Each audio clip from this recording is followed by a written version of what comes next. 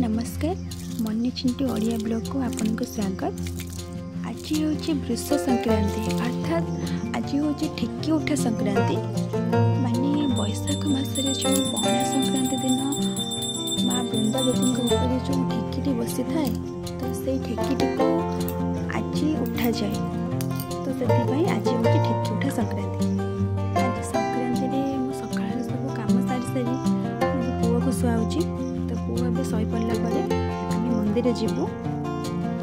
एबे ठाकुर भोग डाला प्रस्तुत हो सारा से क्षीर कदली सेव फल धूप दीप सब अच्छी तो आसतु मंदिर बाहर।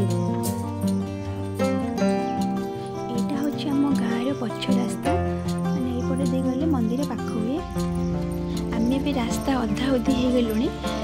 ये मामाली मो बड़ कका शशुर झी माने मो नणंद आम तांकर मोर जाऊँ मंदिर पूजा करने को।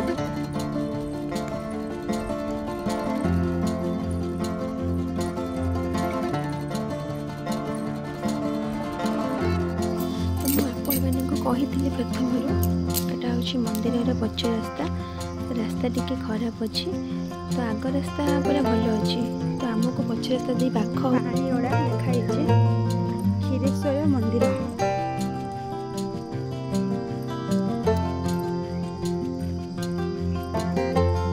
कहीं ना मामाली आज हम लेट गोटे गोटे लोक अच्छे आम भी आसी मंदिर पहुँची गलु। यहाँ हूँ मंदिर पक्ष गेट तो पक्ष दे गले प्रथम सामने आमर अच्छा शनिदेव प्रभु शनिदेव अच्छा तो ये मंदिर जीवु मंदिर पूजा पूजा कर सारा मंदिर बुलेकी सब किसी देख मंदिर सामने वृषभ अच्छा पाखे माँ बृंदावती अच्छा तो मंदिर को जीवु। ये मंदिर रे नन्ना बसता जड़े नन्ना था तो सी सब भोग राग दीप सब से बिक्री करती जो लोक मैंने मंदिर पूजा करने को आसती से नन्ना घटू भोग राग कि ठाकुर पाखे पूजा करती। मुझे किसी भोग राग और दीप किणी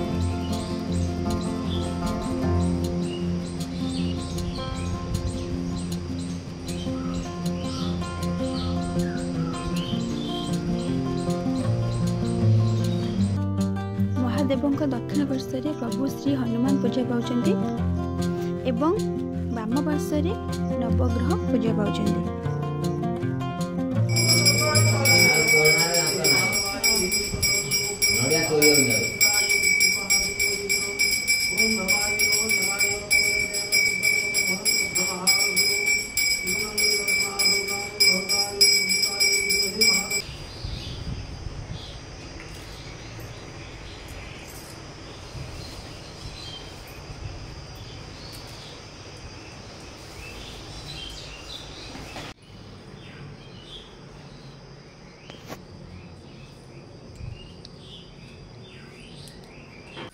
ये हूँ माता पार्वती मंदिर माँ को दक्षिण पार्श्व लक्ष्मी नारायण पूजा पाउछन्ति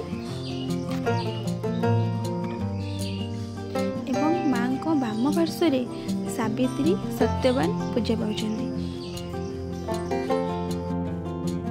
एबे मो माँ को मंदिर रे मनस्कामना करी दीपटी लगेली।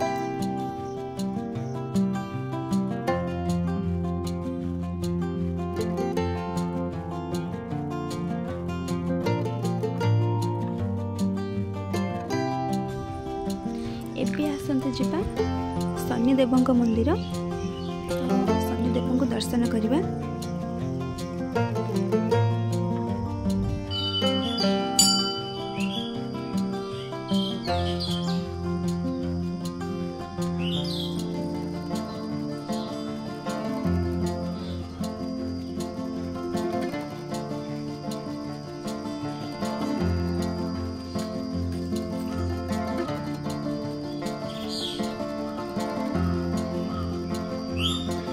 शनिदेव पाखे दीपटे लगेली सब पूजा सरीगला तो मुझे आपण को मंदिर सारा बुलेकी देखी। तो मंदिर रे कौन अच्छी कौन नहीं मैं सब आपको वीडियो माध्यम देखी।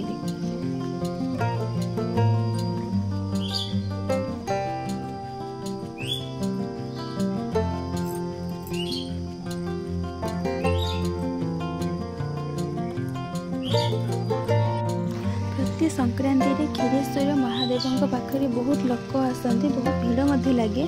तो आज आम आसवा लेट कलु बोली तो कहीं लोक ना समस्ते पूजा कर फेरी गलुणी।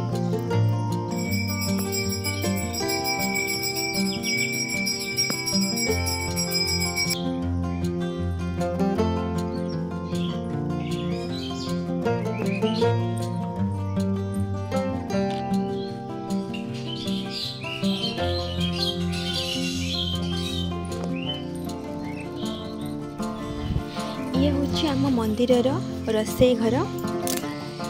एठारे ठाकुर भोगराग प्रस्तुत हुए।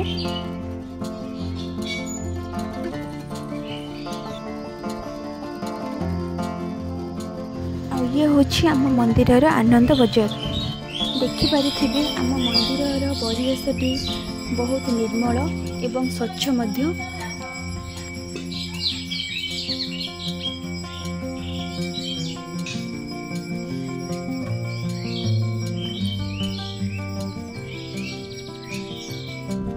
ये हूँ मंदिर सामना पट। ये सामना पट रास्ता देखिपारे सामना पटे लिखा जाइए क्षीरेश्वर महादेव। तो सामना पटू गले प्रथम आमर रोसई घरटी गोटे साइड रे पड़िबो, तापरे माता पार्वती मंदिर, तापरे महादेव मंदिर।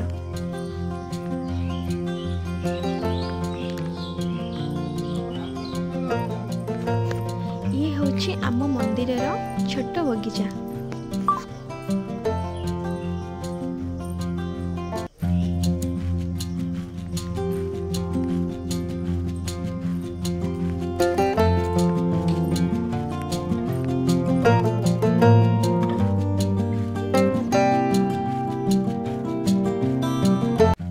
ये हूँ आम मंदिर परिसर भितर थिबा छोट पोखरीटे।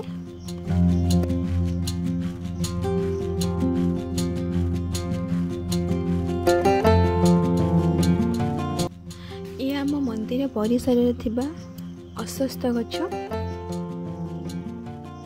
तो मुझे क्षीरेश्वर महादेव को दर्शन कराइली एवं मंदिर परिसर थिबा जहाँ सब अच्छी सबकि आपन को देखाइली।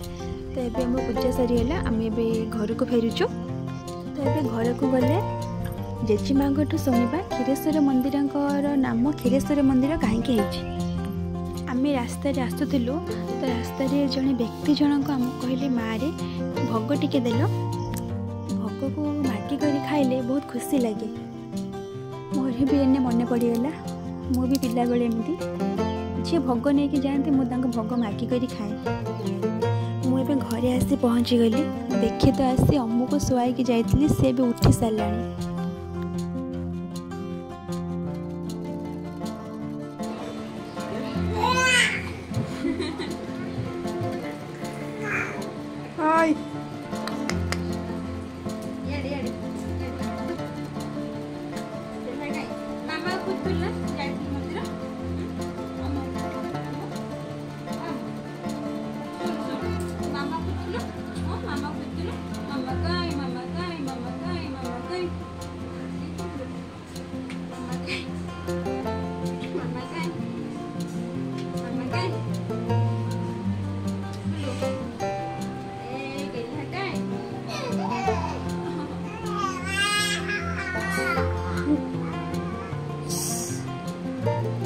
आम माँ पुओ टिके गेल हो गलु।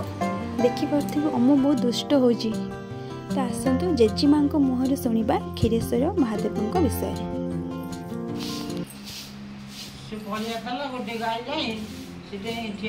क्षीर तक गदा सी गाई गला कहला कौन है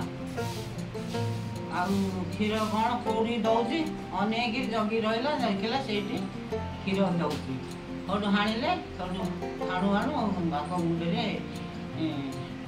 चोट बसीगला क्षीर बोईगला ना क्षीरेश्वर।